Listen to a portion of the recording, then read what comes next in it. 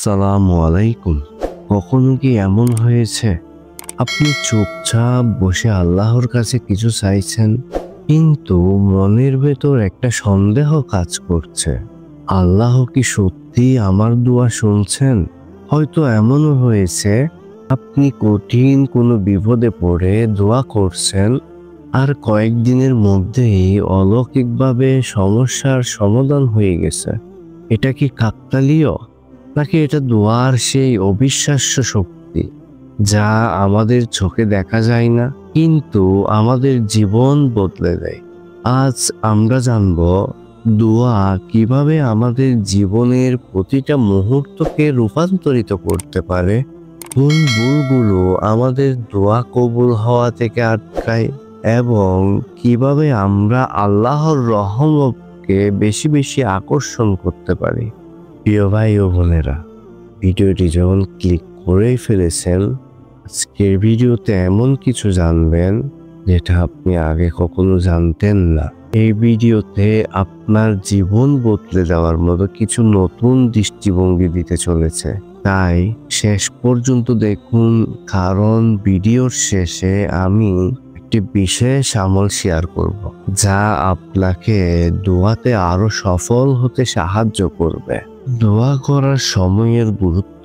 আল্লাহ বলেন, তোমরা আমাকে ডাকো, আমি তোমাদের ডাকে সাড়া দেব।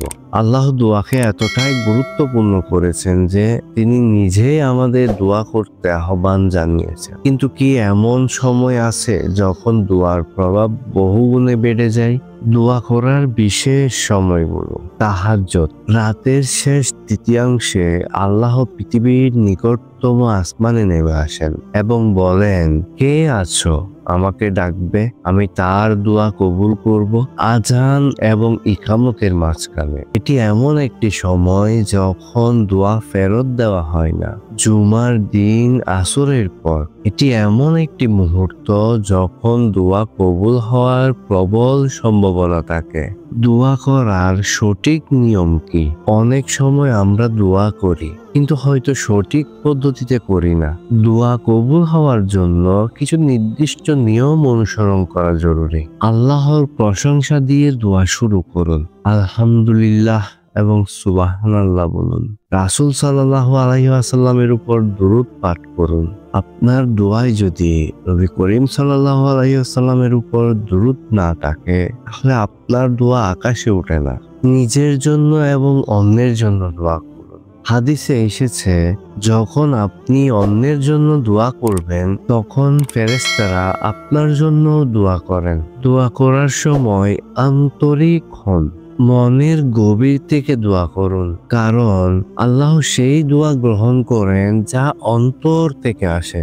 ইবাদতের মধ্যে দোয়ার স্থান। দোয়া হচ্ছে ইবাদতের মূল। রাসূল সাল্লাল্লাহু আলাইহি ওয়াসাল্লাম বলছেন, দোয়াই ইবাদতের সারাংশ। ইউনূস আলাইহিস সালামের দোয়ার কথা কি মনে আছে? লা ইলাহা ইল্লা আনতা সুবহানাকা ইন্নী কুনতু মিনাজ জালিমিন। যখন ইউনূস আলাইহিস সালাম মাছের পেটে আটকা পড়েছিলেন, এই দোয়া পড়েই তিনি মুক্তি পেয়েছিলেন। এটি শুধু একটি দোয়া নয়, এটি বিপদ থেকে মুক্তির চাবিকাঠি। আপনার জীবনে যদি কোনো অসাধ্য সমস্যা থাকে, এই দোয়া পড়ুন। বদরের যুদ্ধের আগে রাসূল সাল্লাল্লাহু আলাইহি ওয়াসাল্লাম দোয়া করেছিলেন। রাসূল সাল্লাল্লাহু আলাইহি ওয়াসাল্লাম পুরো রাত দোয়া করেছিলেন এবং সকালে সাহাবীদের বলেছিলেন, আল্লাহ আমাদের বিজয় নিশ্চিত করেছেন। আপনার জীবনের যে কোনো যুদ্ধ, চাকরি, পরিবার বা ব্যক্তিগত সংকট দোয়ার মাধ্যমে জয় করা সম্ভব। আমরা দোয়ার মাধ্যমে কিভাবে রিজিক বৃদ্ধি করতে পারি? আল্লাহ বলছেন, তোমরা যদি শুকরিয়া আদায় করো, আমি তোমাদের আরো দান করব। প্রতিদিন সকালে 10 মিনিট আল্লাহ দেওয়া নিয়ামতের জন্য কৃতজ্ঞতা প্রকাশ করুন এবং দেখুন কিভাবে আপনার জীবন পরিবর্তন হয়। প্রিয় ভাই ও বোনেরা, দোয়ার অনেক গল্প আছে। আমরা যদি ছোট্ট একটা গল্প নিই, বাংলাদেশের এক ব্যক্তি যার জীবন ছিল ঋণের ভারাক্রান্ত। প্রতিদিন তাহাজ্জুদের সময় দোয়া করতেন।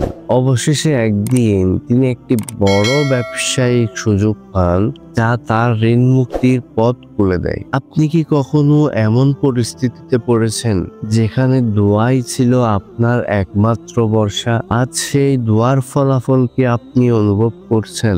দোয়াকে আরো কার্যকর করার উপায় কি? প্রতিদিন একটি ডায়েরিতে লিখুন, নিজের দোয়ার তালিকা করুন এবং প্রতিটি কবুল হওয়া দোয়ার জন্য শুকরিয়া আদায় করুন। দোয়া হচ্ছে এমন একটি শক্তি যা আমাদের বিশ্বাস, ধৈর্য এবং আল্লাহর প্রতি আনুগত্যের মাপকাঠি। আপনার জীবনে প্রতিটি সমস্যার সমাধান রয়েছে দোয়ার মাধ্যমে, কিন্তু প্রশ্ন হলো আপনি কি সেই শক্তি সঠিকভাবে ব্যবহার করছেন? পরবর্তী ভিডিওতে আমরা শিখব কিভাবে দোয়ার মাধ্যমে সবচেয়ে অসম্ভব লক্ষ্য অর্জন করা যায়। সবার আগে সেই ভিডিওটি পেতে সাবস্ক্রাইব করুন আমাদের চ্যানেল। আপনি যদি এই ভিডিওটি থেকে অনুপ্রাণিত হয়ে থাকেন তাহলে লাইক, শেয়ার এবং সাবস্ক্রাইব করুন। আল্লাহ আমাদের সবাইকে দোয়ার শক্তি বুঝতে এবং প্রয়োগ করতে সাহায্য করুন। আমিন।